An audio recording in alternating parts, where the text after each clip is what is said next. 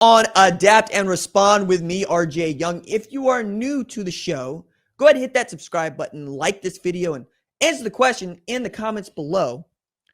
Do you think that Indiana will stop a mud hole in Texas A&M and walk it dry? Because I do. I really do. I really do.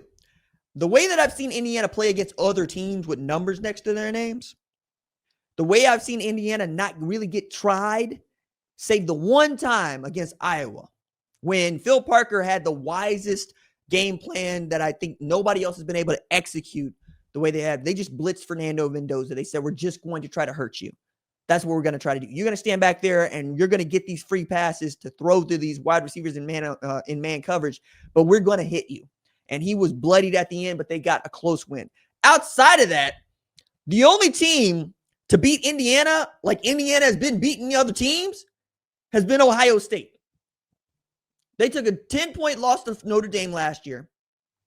Okay? And they got sunned by Ohio State, who won the national championship. Since then, in the Curt Cignetti era, we're talking about a program that has been nothing short of dominant in the college football sense. It's not that they've just been winning games, it's that they've been destroying people.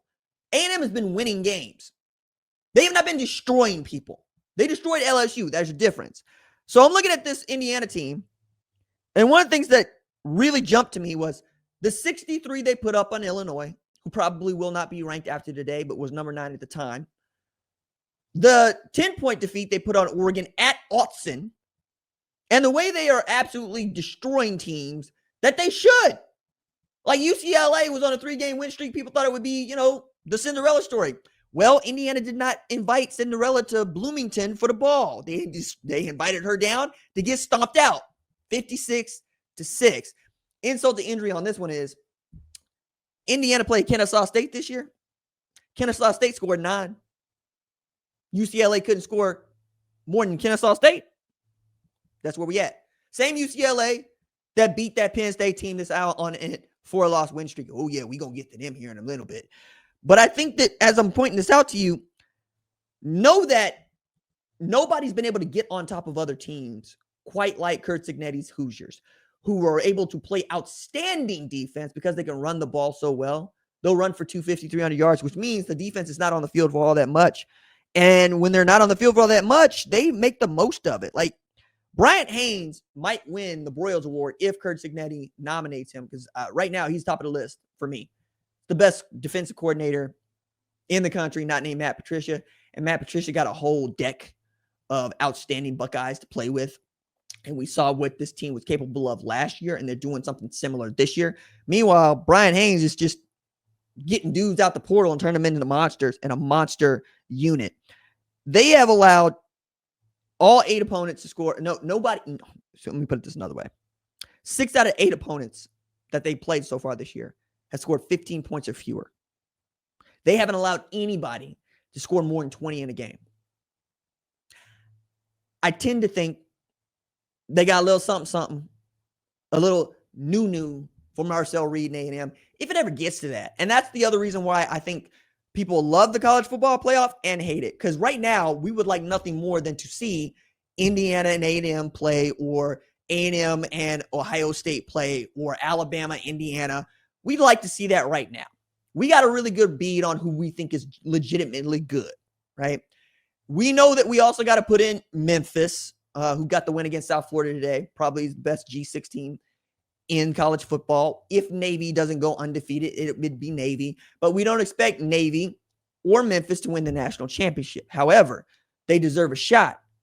Now, if Indiana, Ohio State, A&M, Alabama, to use those 4 teams at the top, as we might see it, can't get past Memphis, can't get past, let's call it Louisville or Virginia or Georgia Tech, then they don't deserve to play for a national championship as far as I'm concerned.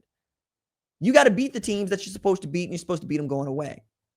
But if we're judging it based on what we've seen with our eyes and what we've seen with the schedule and what we know about talent,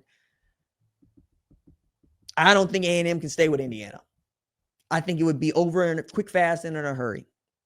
I think that Marcel Reed would get baited into doing this or doing that, running around with the football, take a hit or take 2.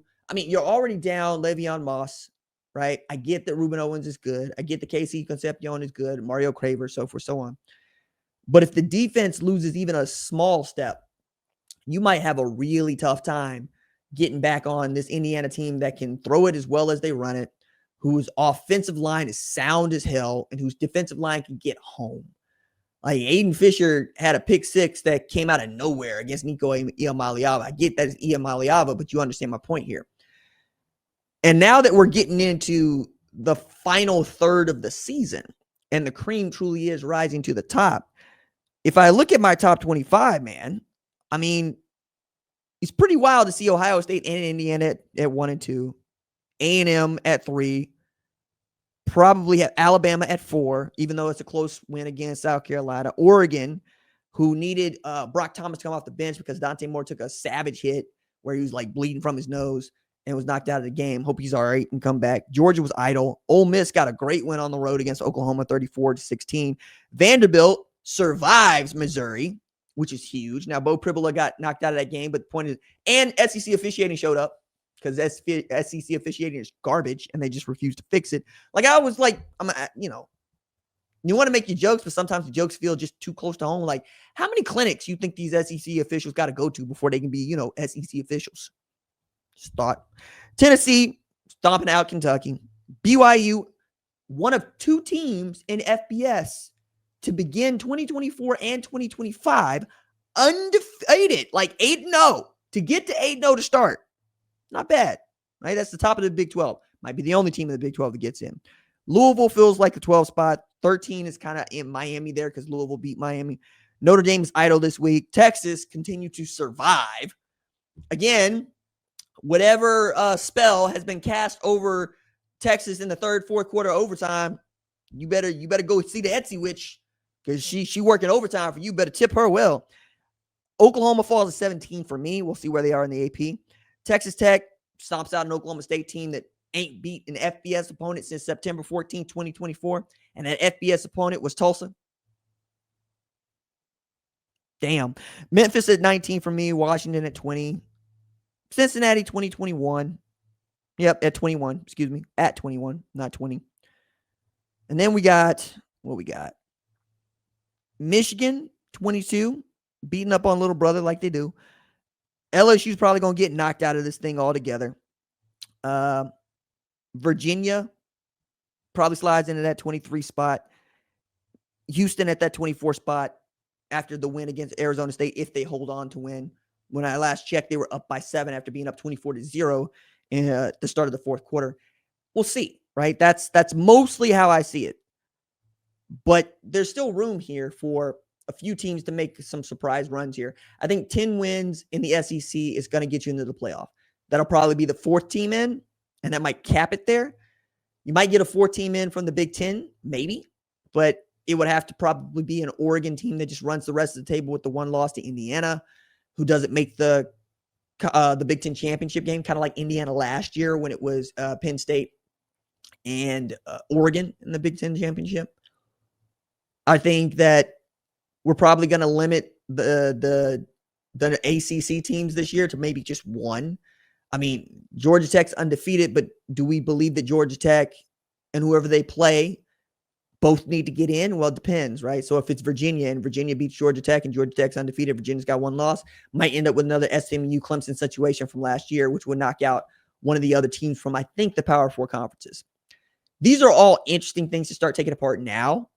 And as we get closer to November, they're going to become much more ironclad, much more concrete, much more immovable, and tiebreakers are going to start to come into play. But what I learned this weekend when we had Ohio State, Georgia, Notre Dame all idle is we can still see a few teams that we believe can challenge. We believe they can challenge. But it's still the same as it was when we entered this week. It's Ohio State being great. It's Indiana being great. It's Georgia being a team that has earned the right to say, nah, we can win a national championship with this. We can do that. It's Bama going, maybe we figured some things out. And it's Ole Miss. Find out if they're this good. Like, the schedule is set up for them to go 11-1. Whether they make the SEC championship game or not, they probably get into the playoff with that schedule, given what they have done in the loss being to Georgia, right? We'll see. We come back. I want to do an early look at a Big Ten matchup that I think still rates, but certainly not like it rated at the start of the season. My goodness. Ugh.